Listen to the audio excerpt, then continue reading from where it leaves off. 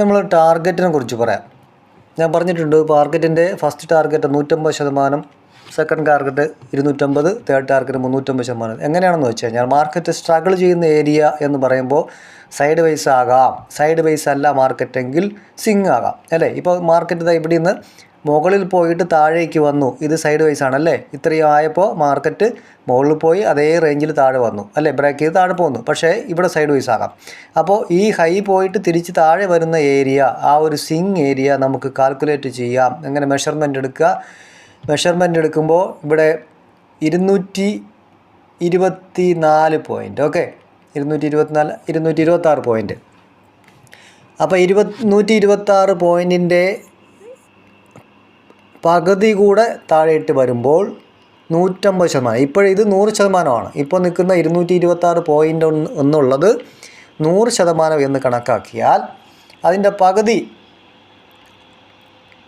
പകുതിയിൽ ഇവിടെ പകുതിയിൽ ബയ്യേഴ്സാണ് സ്ട്രെങ്തെങ്കിൽ ഇവിടെ നിന്ന് മാർക്കറ്റ് സപ്പോർട്ട് എടുത്ത് കയറണം. ഇവിടെ സപ്പോർട്ട് എടുത്തിട്ടുണ്ട്, പക്ഷേ ഒരു ക്യാൻഡിൽ മാത്രമേ വന്നിട്ടുള്ളൂ, തിരിച്ച് വീണ്ടും ഡൗൺ ആയിട്ടുണ്ട്. ഓക്കെ, അപ്പോൾ മാർക്കറ്റ് തിരിച്ച് ഇനി എത്ര വരെ പോകാം എന്നുള്ള ഫസ്റ്റ് ടാർഗറ്റ് എന്നുള്ളത് നിങ്ങൾ മനസ്സിലാക്കേണ്ട. ഇപ്പോൾ 226 പോയിൻ്റ് വന്നു അല്ലേ, അപ്പോൾ മാർക്കറ്റ് അതിൻ്റെ പകുതി കൂടെ താഴേക്ക് വരണം, അതാണ് ടാർഗറ്റ്. നിങ്ങൾക്ക് എങ്ങനെ വേണോ കൂട്ടാം, അതിൻ്റെ കൂടെ കൂട്ടാം, ഇല്ലെങ്കിൽ പ്രത്യേകം കൂട്ടാം. ഓക്കെ, അപ്പോൾ 226ൻ്റെ പകുതി എന്നുള്ളത് 113 അല്ലേ. 113 വന്നിട്ടുണ്ടോ എന്ന് നമുക്ക് നോക്കാം അല്ലേ.